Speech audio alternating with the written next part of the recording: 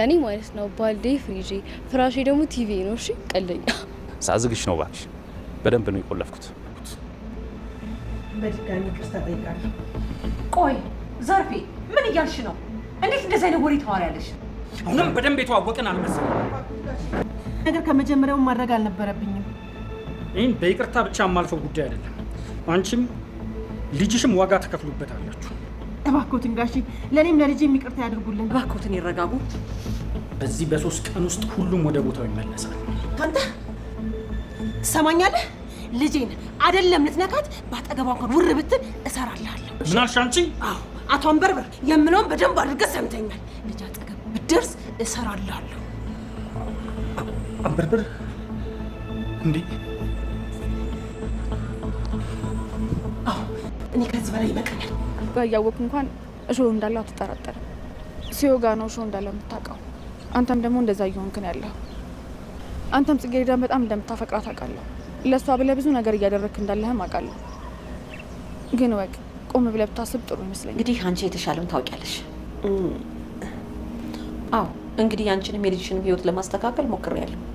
ካልፈለጋችሁ ደግሞ መተው ትችላላችሁ እኮ። አዎ ለነገሩ የዛሬ ዘመን ልጆች እኮ በራሳቸው ሀሳብ ካልሆነ በሰው ሀሳብ መቼ ይስማማሉ ብለሽ ነው።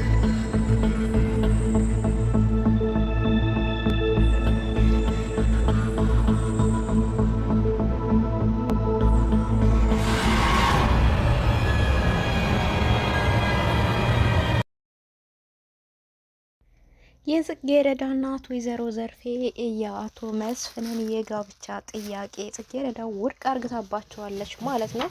ላቀረቡልን የጋብቻ ጥያቄ ከልብ እናመሰግናለን። ነገር ግን እርስዎ ለዝምድና ቢፈልጉም እኛ ግን ውድቅ አርገነዋል። እናመሰግናለን። ከዚህ በላይ ልጄን ላስገድዳት አልፈልግም። እሷ ለማግባት ፍላጎቷ አይደለም ነበር ያለችው። አቶ መስፍን በጣም ተናዶ ምንድን ያልሽው አንቺ ባለጌ? እኔ ማን እንደሆንኩ አላወቅሽኝም። እኔ መስፍን እኮ አንቺንም ልጅሽንም በአንድ ቀን ከዚህ ምድር ላይ ላጠፋችሁ እችላለሁኝ። እንዴት ነው እንደዚህ መትይው ነበር ያለው። ወይዘሮ ፍቅርተን በጣም ደንግጣለች ማለት ነው። እግሩ ላይ ሞርቃ እንግዲህ እባኮትን ይቅርታ፣ በቃ በልጄ ስም በጣም ይቅርታ እያለች ነበረ። ለልጅ ስም ይቅርታ መጠየቅሽ በጣም ጥሩ ነው። ነገር ግን ይቅርታውን የምፈልገው ከአንቺ ሳይሆን ያቺ ጥጋበኛ ልጅሽ እራሷ እቤት ድረስ ሰተት ብላ መታ ይቅርታ እንድትጠይቀኝ ነው የምፈልገው። እምቢ ካላችሁ ደግሞ አንቺንም ልጅሽንም በአንድ ቀን ውስጥ ላስተካክላችሁ እችላለሁ። ዱላ የማያስተካክለው ነገር የለም፣ ሸክላም ብቻ ነው የሚያስተካክለው ነበር ያለው። አቶ መስፍን እንግዲህ ሀብታም መሆኑን ሀብቱን ተተማምኖ ጽጌረዳ እናት እንግዲህ እግሩ ላይ ወርቃ ተደፍታለም በምትለምነው ሰዓት ነበር ይሄንን ቃል እየተናገረው። እንግዲህ ወይዘሮ ዘርፌም በጣም በመናደድና በመበሳጨት ከእንግዲህ በኋላ ምንም ቃል ልትናገረው አልፈልግም። አንተ ሰውዬ ለምን አትከበርም? አንፈልግም ብለናል፣ አንፈልግም ነው። ምን አርጉን የምትለው ነበር ያለችው። እንግዲህ እሱም አንቺ ባለጌ እንዴት ነው እንደዚህ የምትናገሪኝ? በማለት እንግዲህ እጁን አንስቶ ነበረ። አቶ አንበርብር ከዚህ በላይ ባትሳፈጠኝ ጥሩ ነው ስትል ተንቀጥቅጧል። አፉ እጁ ሁለመናው እየተንቀጠቀጠ ምንድን ነው ያልሽው አንበርብር አንቺ ማንነሽ? በማለት እንግዲህ ነበረ የወጣው። እቺ ሴትዮ ማናት? እንዴት አወቀችኝ? በማለት ነበረ ቀጥታ ወጥቶ መኪና ውስጥ ነው የገባው። ወይዘሮ ዘርፌን በጣም ደንግጣለች። አቶ መስፍን እንደ ጀግንነት ታይቶት ሀብቱን ተገናርግቶ አንቺንም ልጃችሁንም ልክ አስገባችኋለሁ ማረጊያ ወድላችሁም የሚለው ሰውዬ አንበርብር የሚለው ስም ብቻ ሲጠራ በድንጋጤ እየተንቀጠቀጠ ነበረ። ነገር ግን ይሄን ሚስጥር ምንድን ነው? ዘርፌ የደበቀችኝ ነገር አለ በማለት ጥያቄ ፈጥሮባታል። ስለዚህም በጣም እያኮረፈች ነበረ። አላናገረቻትም እና ስለዚህ እትዬ ባክሽ አኩርፍሽኛል፣ ወይ አናግሪኝ ወይ ስደቢኝ ወይ የሆነ ነገር በይ ነበር ያለቻት። አይ ምንም አልልሽም፣ ዝም ማለት ብቻ ነው የምመርጠው። ዘርፌ እኔና አንቺ እናለው እንደማነት ተዋወቀው ለምንድን ነው ሚስጥር የምትደብቂኝ? እኔ ቤቴን ሁሉ ነገሬን እኮ ታውቂያለሽ።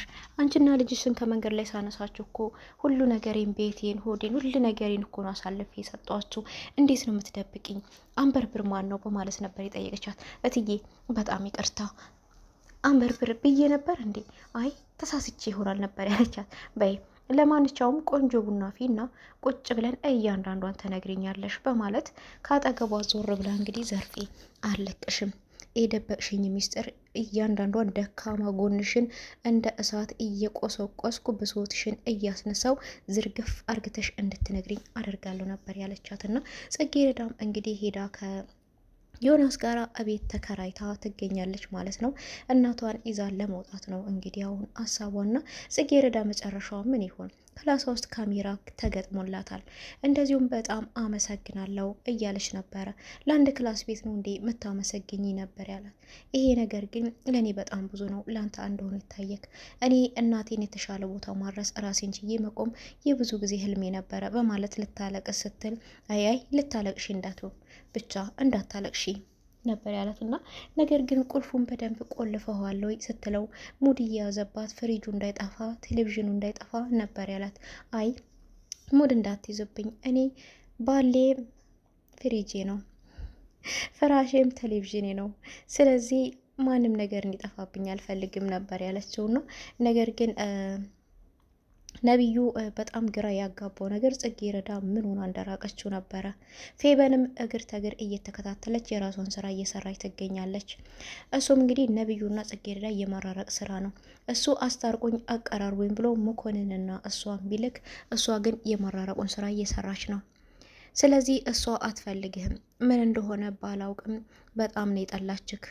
ነገር ግን እኮ አብራችሁ ስትሄዱም እያዩዋችሁ ነበረ። መለስ ብላ እንኳን የማየትና የመጸጸት ባህሪ እየተታየባት አይደለም። አንተ ብቻ ነው የምትወዳት። ግን እርግጠኛ ነህ እች ልጅ በፊት ታፈቅረህ ነበር ያለችውና፣ አዎ አፍ አውጥታ አፈቅርሃለሁ ባትለኝም ግን ከዓይኗ ላይ እንደምትወደኝና እንደምታፈቅረኝ ይታይባታል። ስለዚህ እኔ ደግሞ እሷን አጥቼ መኖር አልችልም። ግን ምን ሆና እንደተቀየመችኝ ዝም አላችሁ አንቺም መኮንንም ሲል፣ አይደለም እኔም መኮንንም እንዳሰብኩ አይደለም፣ ነገሩ ሌላ ነው ነበር ያለችው። ፈዝ ያለበት ዝላ አይችልም ነው ዝላ ያለበት ፈስ አይችልም እንደተባለው ማለት ሲላት፣ አይ እኛ ስራችንን እየሰራ ነው ለማለት ፈልጌ ነው፣ ምንም ሌላ የተፈጠረ ነገር የለም ነበር ያለችው። ነገር ግን ቀደም ብላ መኮንንን በል አንተ ሜድና ለጽጌረዳ ነብዩ እኔን አስረግዞኝ እንደነበረ ከዚህም በፊት እንደዛውም ደግሞ ፌል እንዲያደርግብኝ መድኃኒት እንደሰጠኝ ሂድና ንገራት፣ እኔም ደግሞ እሱ ጋር ሂጄ አንዳንድ ነገሮችን እነግረዋለሁ፣ አንተ ለጽጌረዳ መንገድ ያለብህን ንገራት ነበር ያለችው። እንዴ አንቺ ቆይ እውነት ነብዩ ወደሹ ነው ወይስ እልህ ነው ወይስ ቅናት ነው? ለምንድን እንደዚህ ነገር የምታደርጊው? ግን ለምን አትጠነቀቂላትም ነበር ያለ። በፍጹም ለጽጌረዳ አልጠነቀቅላትም። ምናልባት ሌላ ሴት ብትሆን እንዳትጎዳ ልጠነቀቅላት እችላለሁ። ለጽጌረዳ ግን አሁኑኑ ፊቴ ብትሞት ራሱ ምንም አልጠነቀቅላትም። አታሳዝነኝም። ምክንያቱም ህልሜ ልጅነት ነጥቃኛለች። እሷ በሰራተኝነት እኛ ቤት ይሆን የሚያደገችው ከእናቷ ጋር። ነገር ግን የኔን ልብስ ነበር የምትለብሰው። አብረን ስንሄድ የኔ ልብሶች የጣልኳቸው አሮጌዎቹ እሷ ላይ ውብ ሆነውና አምረው ይታያሉ። እሷ ላይ ሁልጊዜ እንደምታምርና ቆንጆ እንደሆነች ልብሱ እንደሚያምርባት ይነግሯታል። እኔ ደግሞ እንደማላምር ነው ብዙ ጊዜ የሚነግሩኝ። የበታችኝነት ስሜት እየተሰማኝ ነው። ስለዚህ በጣም ተበድያለሁ ነበር ያለችው።